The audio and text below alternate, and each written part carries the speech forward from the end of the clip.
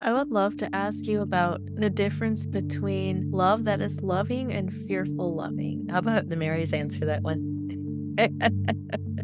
All right. I'll see you later. Hmm. Ha. Ah. Hello. Hello. Hello. Hello. Welcome. Welcome. Welcome. Welcome.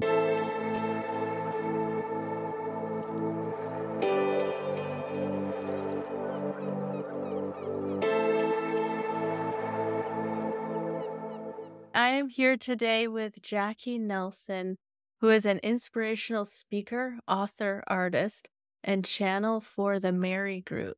Jacque, thank you so much for joining me. Oh, my honor. Very excited to be here.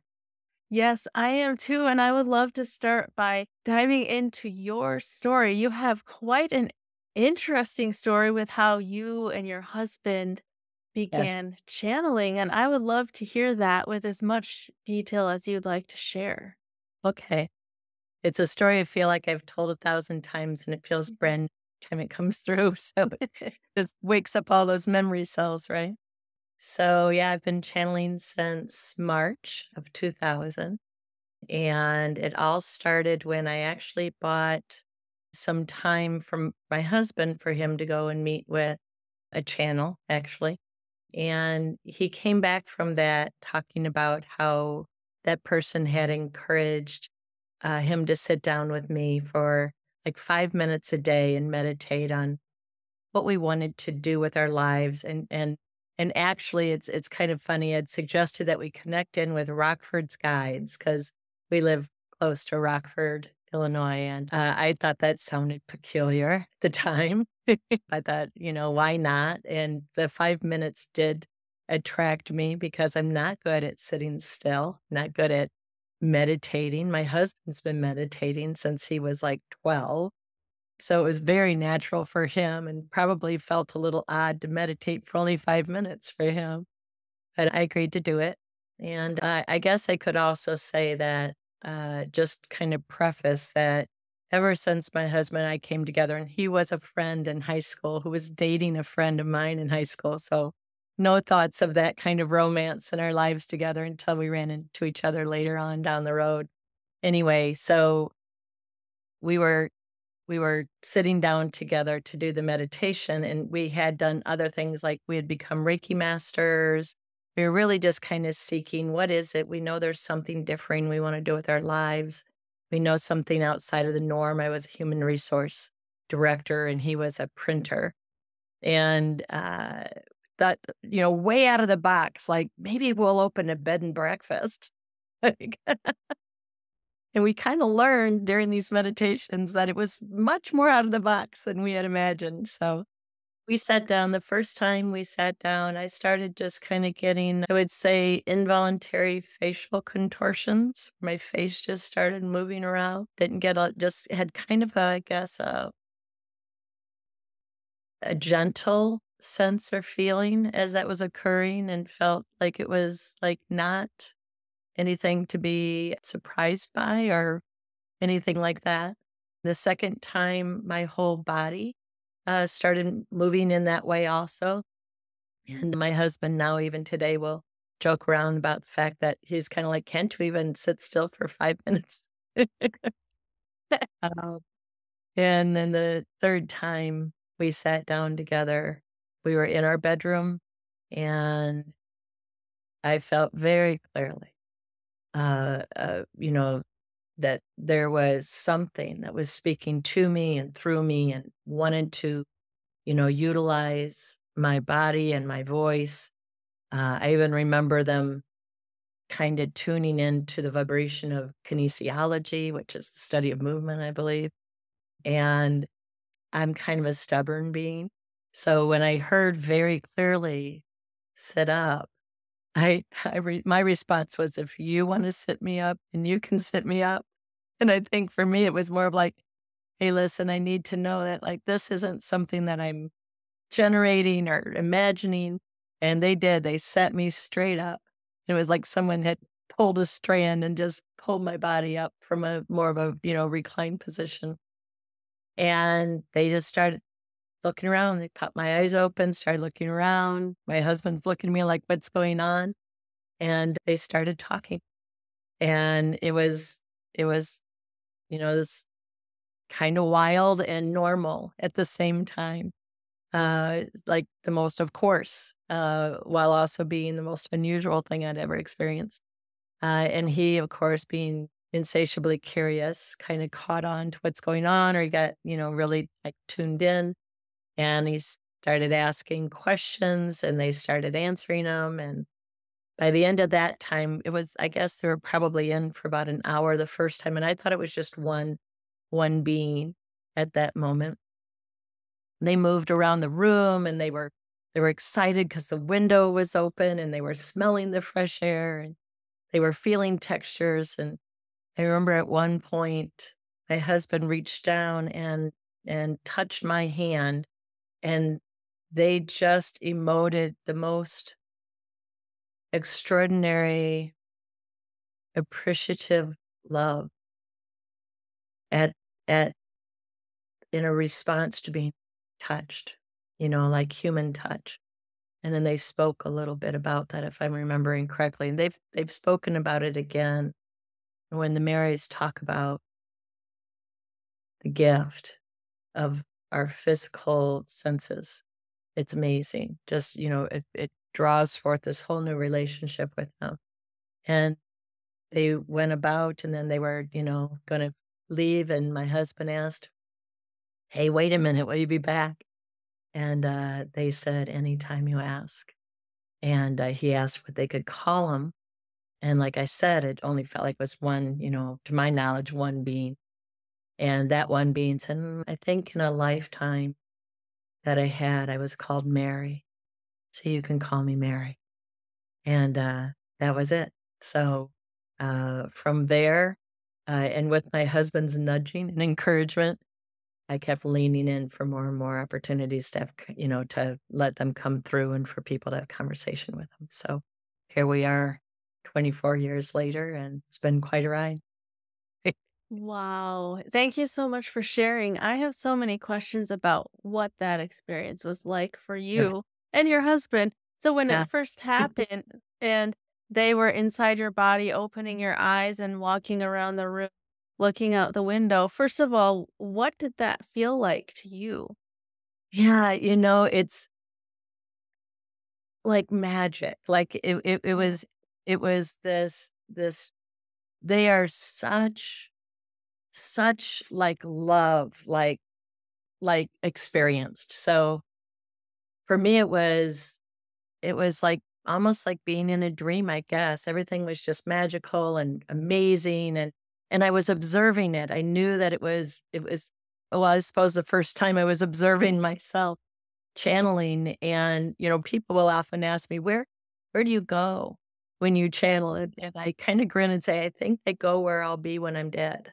And, and it's just bliss. It's just this absolutely extraordinary love, pure in its purity, that comes flooding through. So then they were so enthusiastic, and still, like, if you go for a walk in the woods with the Marys or something, it's like being with the most voluminous, like, innocence and wonder and love and sight. They'll often talk about seeing things from the loft view, just the ability to understand consciousness and be aware of everything that's moving around us from a whole different level. So it was just pure magic and joy.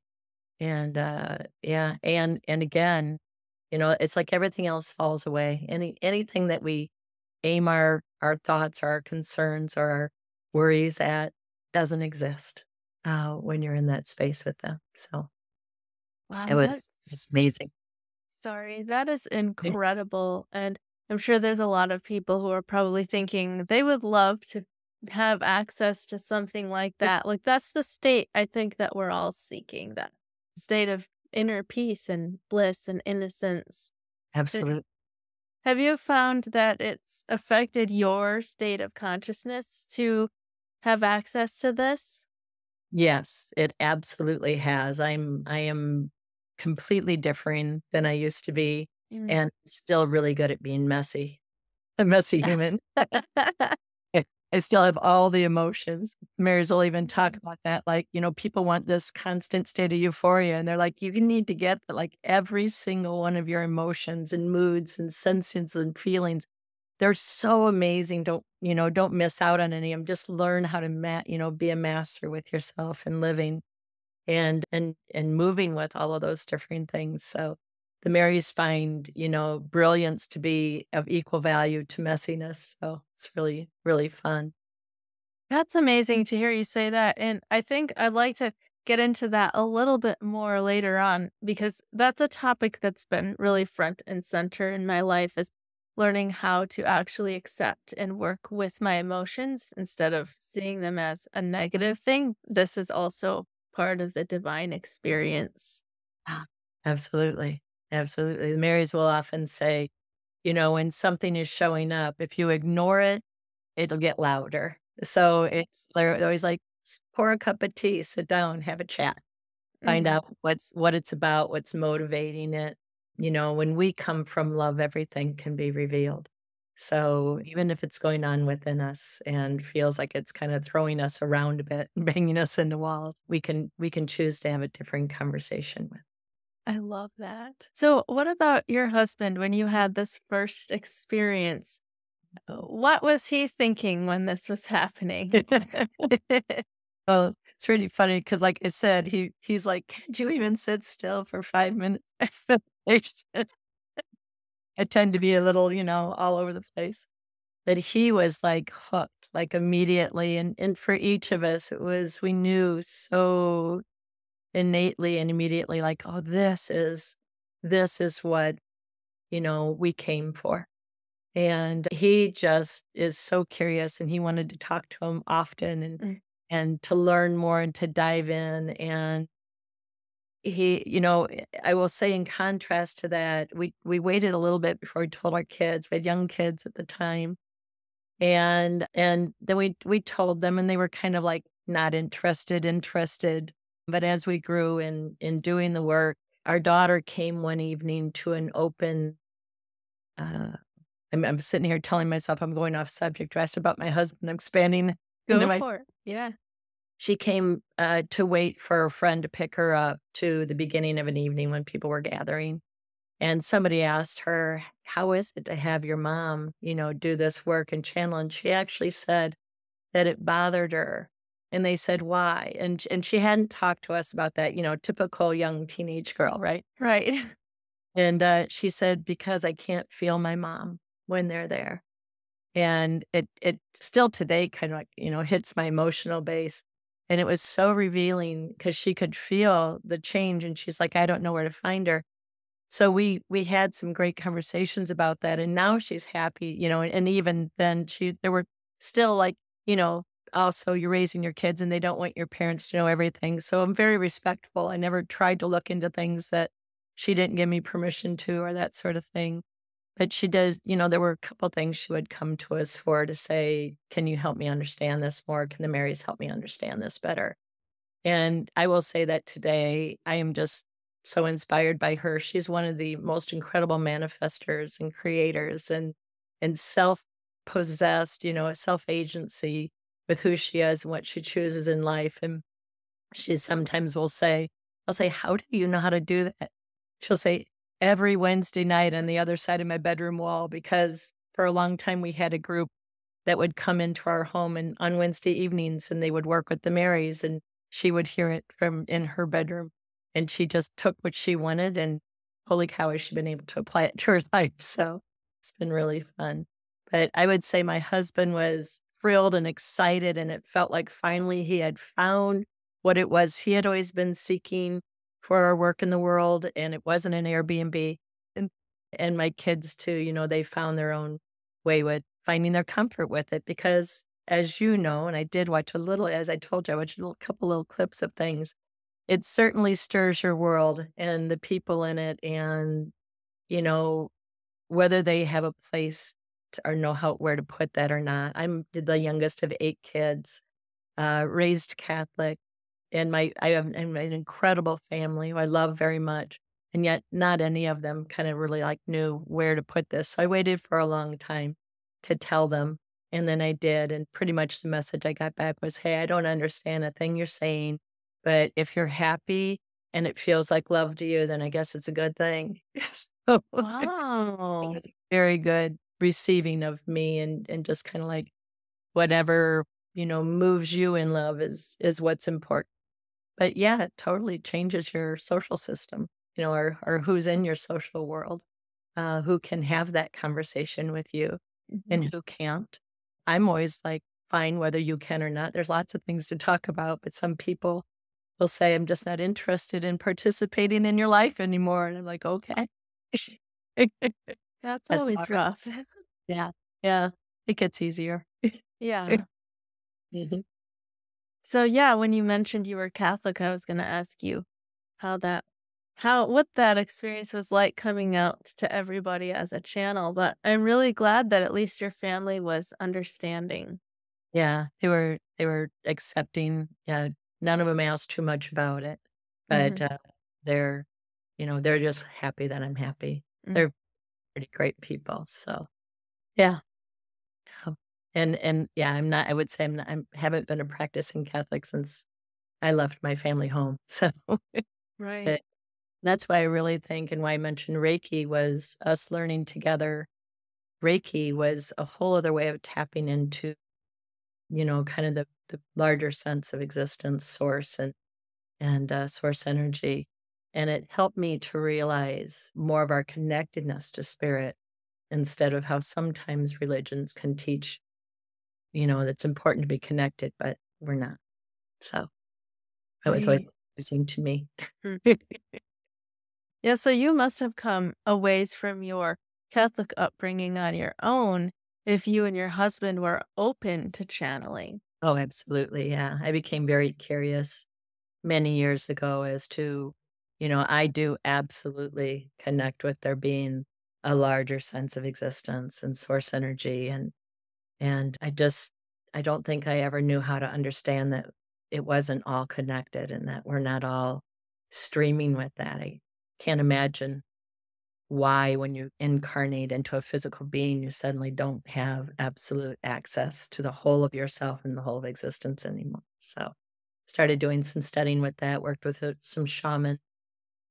Our first Valentine's Day married, we spent with an incredible gentleman, Mackie from New Zealand, and his story is just beyond. He has passed now, but always seeking what is true and you know, what is possible. Well, thank you so much for sharing a little bit of your story. I'm curious when you channel the Marys, Mhm. how does that message come through? Because I know there's a range with channeling from people who are completely unconscious and unaware of what's happening to people like Abraham Hicks who can walk around on stage and, channel a message. So, where are you in that spectrum? Yeah, I would actually, several people have said that I remind them of an experience with Abraham.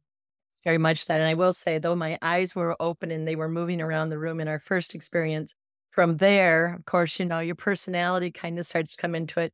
And the Marys helped me kind of create a process of releasing and letting go so they could come in. And now it's instantaneous. And so in the beginning, even when we were seeing audiences, I would sit in a chair in front of the room and close my eyes. And it was probably, gosh, it was a few years in when people were really saying, "Can you open your eyes?" And I said, "It really burns. I've tried, but my eyes burn when I, try to open them." And then the Marys just kind of grinned and said, "That's just a story you're telling yourself, and that's how Oh, strong wow. stories are." And they said, "Open your eyes." And I did, and it was fine. And so from there on, as I'm able to be up and moving about and chatting and talking, when they do one-on-ones, and often they'll still have my eyes closed because it's just non-distractive, I suppose, but they're definitely actually in a live audience with them, very entertaining. They move around. They come up, back and forth and move with people.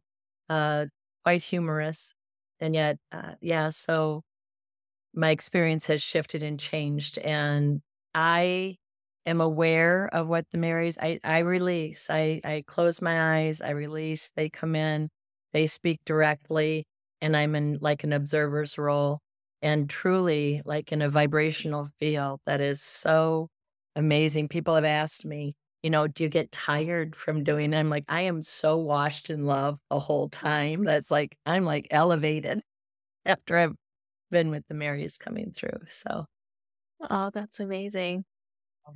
kind of, yeah, they're very personable.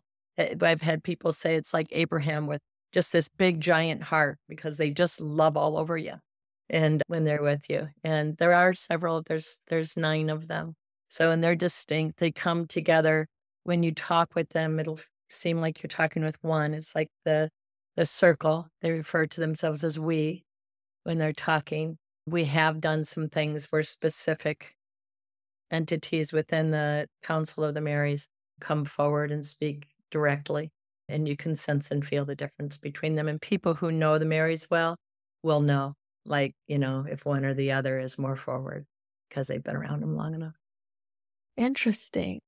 So, yeah, I've heard from different sources that higher dimensional beings are so connected mind to mind that it's like speaking to one being. Mhm. Yeah. Yeah. Yeah. It's a blend. It's very easy. And I really honestly believe it's how we are in our human incarnation also. We've just forgotten or we operate more from fear. And it causes those kind of practices of division. The Marys talk about that quite a bit.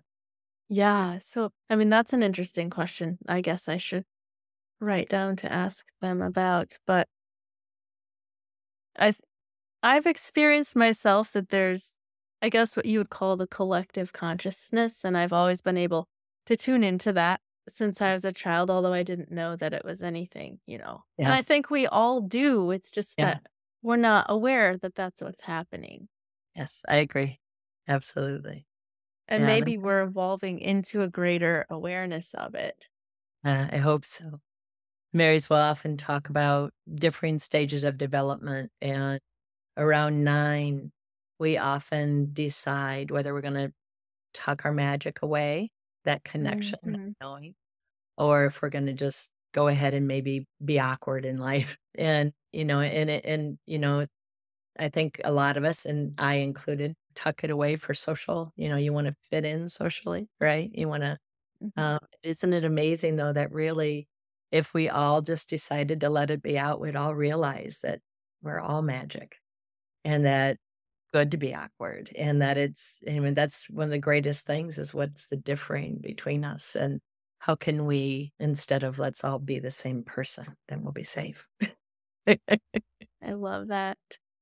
So, as I was telling you before we started recording, I watched your intro video on your website, which, by the way, for those watching, you should go just listen to it and relax into it. It's amazing.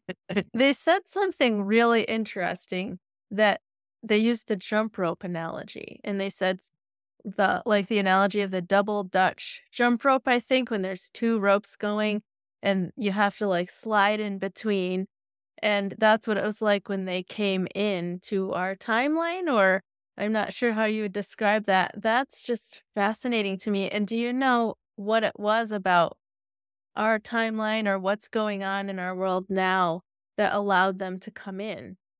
Right. So they will often say that they're here to remind us that we are our original vibration of union and that our world has been going through a very, very long movement of separation, practice of separation. And that we're and they also say that right now there's more momentum toward actually, you know, coming into union than, we've approached it as in humanity before several times. We'll get so far and then we kind of digress. And this time people are pushing past the stops and saying we're going to keep leaning in. So they're here in this time because it's really an extraordinary timing for us to remember who we are in union, and that is with one another and with existence as a whole. And we are actually union beings. The center of us is pure love. There's a lot of things going on that interrupt that right now. They also, and another thing they said in that intro, I believe, or some piece on our website, I kind of go into a daze. So I don't drive after Mary. Very, very kind of off. But is that they're here to assist with bringing relief because it's what we're all really needing so that we can rebreathe and unhold our breaths and come out into who we really are and step into union within ourselves and with one another. So I don't know if that answers your question, but that double Dutch rope is, waiting for and also, how do I move and find that timing to slide into where it is that I can move with that grace. And so them coming in with us, and I would also say for those who are seeking to have connection, giving yourself that, when you pay attention and tune in, and the Marys talk a lot about when we live spirit forward, our spirit is like the signature of our essence, and it's the way of us. And so when we can tune into that part of us holds our timing, and we know exactly how to move in and out and with differing things. And so when you're looking for how to connect or have your own experience, volumized or even awoken or even maybe quieted, if you prefer that, with the whole of source and with that conversation. And then it's taking that breath and releasing fear and just noticing your timing. So the same way they can come in with us, we can go in with what we're connected to in spirit. Thank you. I have one more question for you, Jackie, and then if it's okay, I'd love to ask the Marys some Already questions. starting to weave. So Okay. If you had to sum up the message of the Mary group into one paragraph, what would it be? gosh. Uh, it's a really good question. So many of their teachings are just, flowing through me right now. So I think that their work is to remind us that we are love and that's not a hard thing to be. And one of the things they talk about a lot that's been so impressive, impressed in me is that we are each an answer. And not only are we an answer, we're each an answer in every moment. And they'll talk about that there's almost a tyranny in the requirement, which they say there's no requirement in union. For us to, the push for humans to kind of know how to be the answer.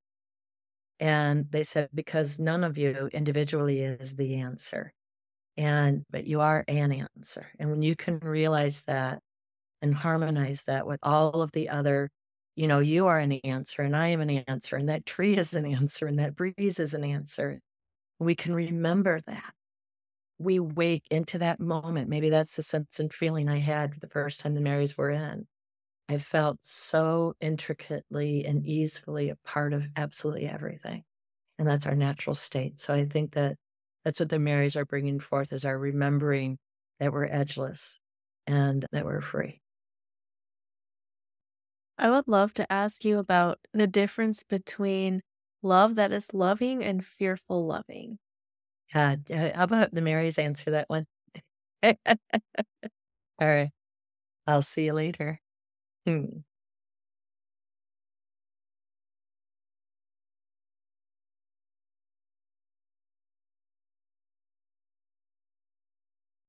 Ha. Ha. Hello, hello, hello, hello. Welcome, welcome, welcome, welcome. That's one of our very favorite things to talk about. First though, we want to just take a moment to sniff you up a little bit, to actually pause and come into this moment. And it is something that we really invite any being that we have the honor and the opportunity to be with to remember that saturating pause, the moment of exchange, the same place that your inhale meets your exhale, the same place where your saliva glands can activate and your lift energy, which is your natural state, can come open. Is in any moment where you choose to take a full inhale and exhale and pause and be in that moment, to actually come forward into it, to be with yourself in it and in the exchange of it. We would never miss that moment. And we invite the same for all of you. Yes? Pause when you meet someone, when you shift to do something than you were doing before, when you step into an experience, when you step out of an experience and move forward. Give yourself a full inhale and exhale. And remember how extraordinary all existence is. Yes? Just wanted to bring that invitation in. So yes, we would love to speak with you about the difference of love that is of loving. Just feel that. Where does that land in you? Just the thought of love that is of loving. What opens, what narrows, what breaks free, what gets quiet, gets loud? What is it? Where do you feel it? Where do you feel it differingly in differing spaces and layers of your own self and that which you're connected into? Give yourself a full moment of drench with your current idea of it, current sense of it. And then we draw in also fearful loving. Fearful loving. What is that? How does that feel? And reminding you, you're always well. You're always well. So give yourself permission to breathe your breath wholly, your own breath, by the way, not anybody else's breath, not a breath you should have or shouldn't have, your own beautiful signature of breath that is your very own, your own existence. Inhale and exhale your own breath and sidle up next to fearful loving. Look over at it, with your ease and ask it what it's about. Note in yourself how you've known it, how you felt it, maybe how you're confused by the idea of it. What is that? What could fearful loving possibly be? Just come open, come available, because you are always well. And we hold this space with you now and always, as do and does everything else that you're connected into. And so feeling and sensing, well, what is the difference there? So fearful loving, we will offer to you from our perspective, from what we witness in your world, is perhaps the most usually, the highest practice, the most highly practiced or most usually practiced way of loving. It can have really, really, really good intention. And yet it is stifled and it is contained and it has a nervousness or an anxiousness that is built into it. And it has a held breath. And again, it's beautiful. It has an extraordinary desire. And often we speak about that it's how many parents love their children. And you might love your friends or your parents or your spouse or your siblings or yourself. Let's talk, maybe to speak first about, fearfully loving yourself. Has a held breath in it, has a cautionary tale in it. And when parents fearfully love their children, they should them often. They, with best intention, you should do this or do this differently or protect yourself in that way. And again, very well intended, and yet it causes a destabilization because it comes from what you don't want instead of what you do want. And what you don't want always opens threat and destabilizes. What you do want, and by the way, you can all know that you already know what you don't want. You know it very clearly. It's the most natural state of your knowing. I know what I'm not interested in. I know it's not a match for me. I know what I don't want to happen. And yet, so often, when you're speaking or thinking and you're fearfully loving yourself and you're creating something, you'll move into those don't wants and they stir that threat, that fear. and it causes you to kind of contain or hold back or protect yourself or whatever, or project even, or predetermine what might happen that could foil it or get in the way or disturb it or threaten. And instead, if you take that one more breath and you move into that do want, now you're into what once original vibration was, which is the vibration of open. What do I open? What am I calling forth? What am I calling out? And so, whether it is with yourself or with your children or with a sibling or a spouse or a friend, what do I want for you? What do I want for me? And by the way, when you start operating that way, all of those shoulds will start to fall away, because we always encourage people when someone says, well, you should do this and you shouldn't do that, to kind of take a breath and reach behind that should, because it might be well intended, but to look and see what's the fear that's driving that, and what's the real conversation we can have instead. And so how can I love this self? How can I love this moment? How can I love what I'm interacting with? And that doesn't mean you need to love everything. There will be definitely things you do not have any preference for or desire for that are not a match for you. And that's okay. You know that. Again, we'll tell you, you know so clearly what nourishes you and what doesn't. And sometimes when you're fearfully loving yourself, you'll actually confuse yourself and tell you that something that someone said you should, or you've told yourself you should love, it doesn't actually nourish you, but you're trying to do it anyway because you want to make sure that you're not offending or that you're not missing out on something. And yet, when you inhale and exhale and you trust your love, and you open love that is of loving, which is the vibration of source. It is the vibration of you. And you open to knowing how you love, and that how being curious and so broad. So when you lean into what do I want for you? What do I want for me? How can I love myself in this moment beautifully and fearlessly and love you in this moment? How can we tell a story and create and cause things that are limitless and possible with our discernment, with our wisdom, with our carefree, with our groundedness, with our freedom, with our depthfulness, with all these beautiful parts of ourselves, instead of just bits and pieces of ourselves, calling forth the wholeness of who we each are. So a parent moving with a child to help them cause the best possible experience. We'll ask them questions, we'll learn about them, we'll provide guidance, because that is part of what your agreement is as a parent. Providing guidance through love that is of loving, through a belief in that child, through a curiosity with them, through a shared wisdom and understanding, through a conversation instead of a tell, is phenomenal.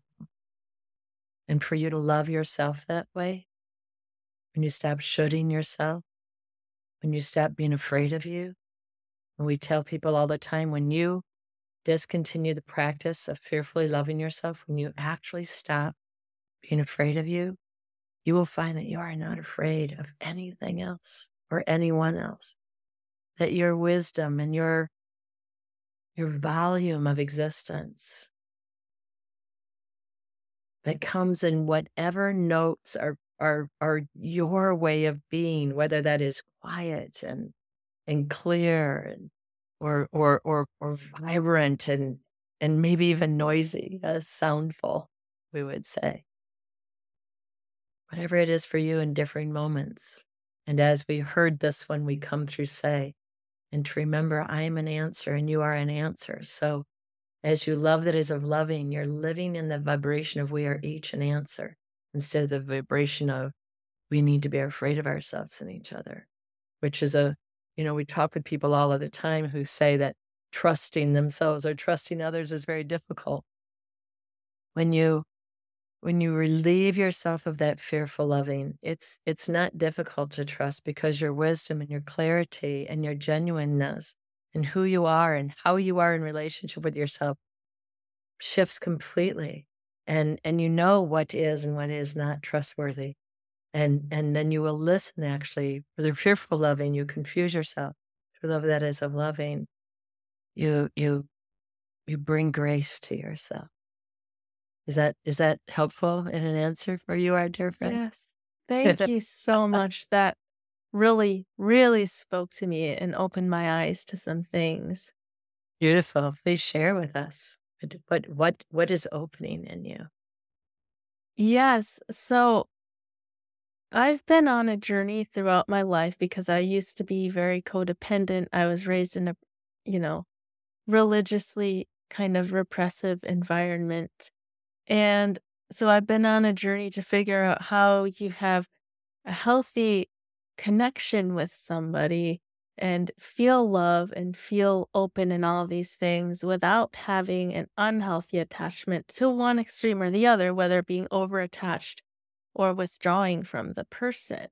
And Yes. oftentimes I find I don't know until the relationship ends, say, like my cat recently passed away or a friend moves away. You can think that it's very healthy, but when you lose them, you get hit with all of this pain because of the attachment that you had. And Okay. so, I mean, I guess this would be my next question then. To a certain extent, I know that the human emotion is part of this experience, and it's just as divine as Jackie was telling us as experiencing the bliss. So, Yes. how do you find that balance between embracing and accepting the human emotion and the pain and everything that goes along with being human, but also loving, like you're talking about, being completely open and loving from the place of creating what you want rather than what you don't want, loving without fear. Mhm. Absolutely. So, it is so many wow, we just wanna, like, sit on the side of a field with you. Yes, we so often when we're talking with somebody, it's like, "Let's have days of conversation." Yes? And so, what we'd like to bring is a few little things in there, yes? Looking for how to bring that. Every single emotion you have is an ally. So, we often offer to people, notice what you're sourcing of yourself and what of yourself you're sourcing it with, which is interesting. So, and we so if it's grief, so you're having some grief, yes, when these things you've mentioned, like the loss of your furry legged friend, yes, and also maybe a friendship or relationship that has discontinued, and whether that feels like lost or maybe sometimes people get hindsight. We can feel the the concern you have around the attachment, and yet grief is one of the most extraordinary expressions of love that there is in your world. Yes. It means you really, really mattered to me. The daily interaction, it had something in it that I needed or was important to me, mattered to me, and it also allowed me to give something that was important to me.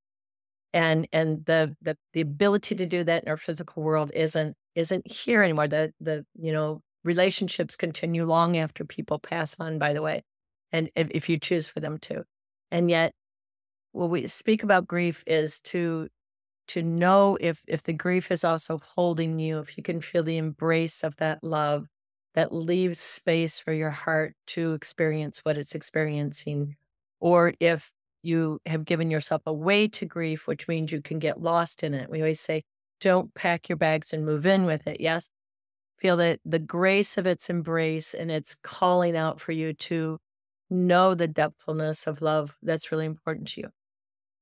Another piece in what you're talking about is in codependency. We would offer to people to look at, am I modifying myself or am I adjusting? Yes. And so the difference we see is, adjusting, absolutely. Every one of you is a unique expression of existence. Yes. And so for all of you to be moving in a space together, adjustment is very important, yes? And when you can ask yourself, is this a loving adjustment? Can it love me and love the other person?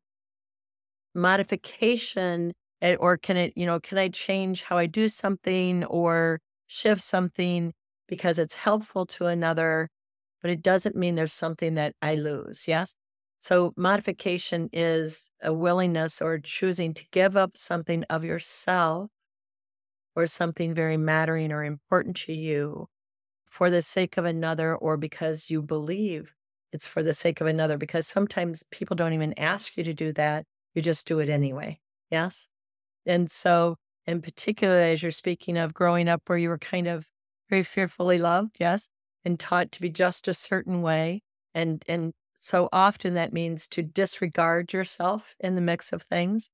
And so to recall that I'm of equal value. Every single human is equal value. Yes? That everything is equal value. What we often share is there's no measurement in the universe. And if you took measurement out of your relationships, you're going to find so much more ease and peace and joy and rising one another up. Yes. And so it is, if I have to modify myself to be in this relationship, and we're going to say, even if it's in the relationship with myself, then something has to change. Yes. And what we see in your human world is you ask each other to modify all the time. You insist on it, actually. Yes, you ask yourselves to modify. And how many relationships do you watch that once you finally met everything they said you needed to change, they're no longer interested in you? And it's because you're not the person they were drawn to, because you changed to be the person they had an idea of. Yes. And so then you feel like, hey, I changed everything for you. And now you're moving on. And that's whatever kind. It can be a work relationship, a family relationship, an intimate relationship. And yet I'm no longer giving up who I am for for some bully inside of me, or for some confused, fearful loving that I'm in exchange with. And I'm just, and we will say, but we just heard a wince from, anywhere this is heard, yes, of, oh, but there people won't be in my life. We would offer to you, it's the greatest gift you can give to yourself and another, is to insist on caring for you and taking care of you while caring for them and not taking care of them. Yes. And that's a much longer conversation we could have down the road. Yes. And yet it's to breathe in and know that my existence, my well-being, the life that I am is not dependent on anything else. It's not contingent on someone else's acceptance or rejection of me, or my acceptance or rejection of me. My true self will never condemn me. So if you hear a noise inside of you that's rejecting you from within you, know that that's noise and it's not you. And it can, we teach people how to relieve that from their being. And yet, when you open up again, it can be as simple as saying, how can it is what I'm experiencing love? And is it real? Does it feel nourishing? Does it have a bit of nectar in it? Does it open up the nectar in me? Can I come further forth in learning about who I am and who they are, what the situation is, with my breath, with myself here? And it doesn't, I'm protecting and making sure that I get to go and be whoever I am. We know that that's a pendulum swing. Sometimes people say, well, I'm going to make sure that I'm, received as who I am. And as you gain more and more grace in that and more wisdom rises, you feel such a sense of your well-being in the midst of anything that is occurring. And that's part of relieving that fearful loving. And it's coming spirit forward. It's coming your essence forward. It's feeling your relationship with your soul. It's letting your heart breathe. It's letting that magnificent mind of yours, which we call the great library. Yes. And you have two minds, by the way. You have your thinking, processing mind, and you have your being mind, which is your connective mind between the physical and the non-physical. And so when you're talking about I ache, we would say, honor that ache. If it's grief, honor it. Be honest about it and honor it. Sit next to it. Breathe with it. If it starts to want to, draw from you, then you can know there's something off here. And climbing into suffering never creates less suffering. So I'm going to stay here and I'm going to notice the suffering. I'm going to care for the suffering. And yet I'm not going to become the suffering because that doesn't help anybody, including me. But I can tend to it. I can care for it. I can bring more love out. I can invite suffering to breathe and feel better and to cause its own well-being. And then we can be side by side and leaning forward and doing things that are really helpful and nurturing and honoring to the world and ourselves. And so as you talk about grief, it's honoring grief always, but not moving in. It's honoring yourself as a grieving person, giving yourself permission to care about yourself in that way, and yet not to move in and decorate. And it is also about not asking anybody else to modify to make you feel more comfortable. You can ask them, is this something you can adjust? Is this something that is really mattering to you or that is just a part of you? And if it is, then our relationship may be differing than what we were leaning into. And that's okay. It's beautiful that way. Let's learn and gain and gather and find out. And yet, and for me also, if you're asking me to give up something of myself, and let me check again and make sure that that's not just a story I'm telling myself because I'm afraid.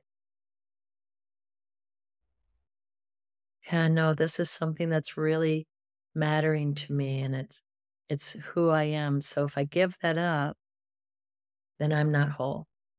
I can't do that. I'm going to love you from over here and encourage you to move your life in a way where you get to love yourself for all you are too. Just might not be together. Adjust, because sometimes you'll say, you know what, that is something that was just, I built that practice or that way or that way of being or thinking out of fear. And so, let that fear dissipate and find out who I am. I'm going to come out into the forefront. And yeah, it's easy for me to show up without that resentment or that, preempted rejection or whatever it is I'm practicing, because it doesn't really serve me. And I'm already safe, so I don't need it. And look, I just became so much more available to not only be in maybe an exchange with you that feels more like what you could sense and feel in me, but it feels like that in me. I'm so excited to be this me with you. Is that helpful? So helpful. Good.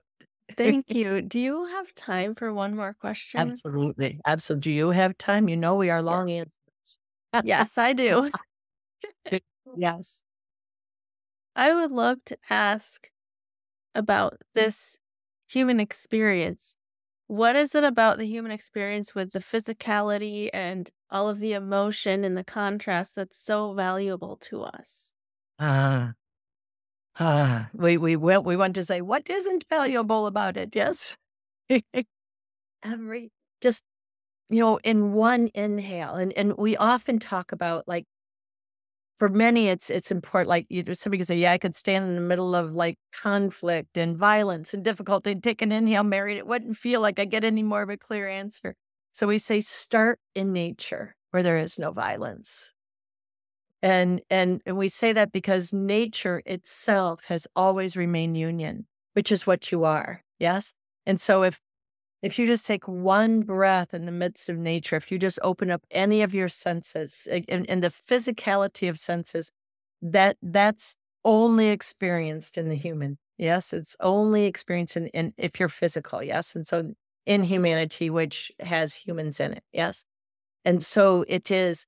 It's this extraordinary thing, the texture. Like, let yourself get all like excited about smelling texture. Yes, or touching color or seeing a sound. Yes, like let them intermix. Yes, let yourself really be in nature It's like that's like when you open into that experience, it goes into every molecule, every vibrational strand of creation. It opens all possibility. It stirs union into a to an extraordinary sense. And so the actual physicality of existence is sacred. And it's sacred in a divine way. And we're utilizing these words not in like put them on a pedestal, never put anything on a pedestal. Yes. It in a let me take that breath in and remember who I am. We talk about remembering every form of art and every particle of nature is the vibration of union. So if you're saying, well, Mary, how can I know what union is? And in contrast to separation, let yourself feel that. Now, is nature impacted by the separation and practices that humans have? Absolutely. And yet nature itself is pristine in its union, and you are that. And so let me sense and feel myself that way. So when you open up your emotions, when you're activated and conscious of your physicality, and now if you start in nature and now you're standing in the middle of maybe something that feels dense or there's violence, and you remember, I can open up the whole of who I am in every layer, non-physical and physical, all that I am connected into, and emit the signal from this physical nature of myself into this moment, you can eradicate violence. Now, we're not saying go stand in the middle of violence and challenge it, because that's just actually returning violence, if you understand that. Because if I'm meeting conflict with conflict, which means to push against it, yes, then you're just adding more of what you're pushing against. If you and we're not saying anybody go subject yourself to something that feels, physically threatening. One of the things we'd like to remind you of, though, that we've been speaking of is self-preservation. We will talk about and distinguish self-preservation fear. Yes? So when we speak about self-preservation, of course, we're talking about for your physical well-being. Yes, I'm going to not step in front of that moving truck because it might hurt. Yes. It's also those self-preservation of my love, self-preservation of my joy, self-preservation of my ability to create. Yes. Remember, though, that self-preservation fear is not afraid. It's not an afraid or a protective fear. That's false fear. And we'd love to talk with you more. We could walk you into a whole false fear house neighborhood, yes, and help anybody who wants to know, how do I stop living in that? Yes. And yet self-preservation fear doesn't move to protect you. It believes in you and it knows your value. So when your self-preservation fear opens, it isn't opening to tell you to be careful or guarded. It's opening to remind you to remember the value of your physical being, the value of your voice and of your aliveness and of your joy and of your creativity or whatever it is. And if somebody else is pushing against that, you can open that in such a state of clarity and peace and groundedness that you're no longer afraid of somebody else pushing against you, and you won't push against them to establish your own well-being. You already know you're well, and you'll make powerful choices to not stand in the midst of the violence. And we would say to you that there's so much violence that isn't even that's normalized in your world, yes? And normalized in your own thoughts. And so if it's condemning you, it's not your voice. It never is. And the way to know your own voice is that your own voice will listen.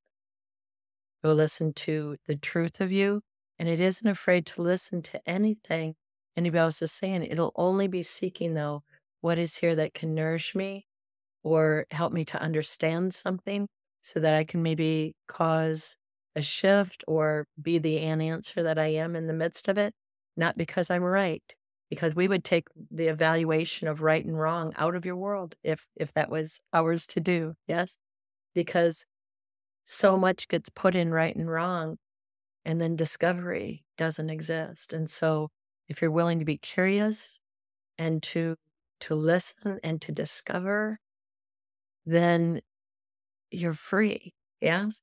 And so it is inhaling your own breath, exhaling your own breath, and knowing that you're always well, And we can hear people saying, "That's easy for you to say, Mary." And yet if you say, I'm well in here in the midst of myself and in the midst of the world.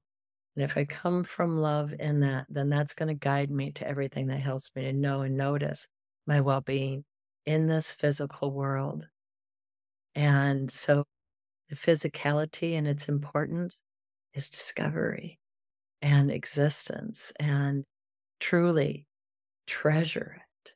And that is why we heard Jackie tell in part of her story that when Donald touched her physical hand, we erupted in a complete and absolute appreciation for the wonder of your physical world. We would lay for hours just looking at grass blades because they're miraculous. And if you can let yourself have a little bit of that every day, you remembering who you are will come along more and more expediently and move into every exchange you have and be part of how and who you are as an answer.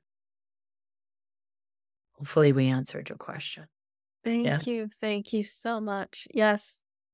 Thank you, Mary. It's been incredibly helpful and uplifting to me, and I know it will be to many others who listen to this. Wonderful. Wonderful. It has been the same for us to be with you. It is Thank you. such an honor, every heart that opens.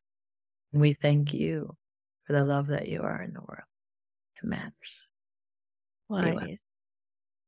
Mm.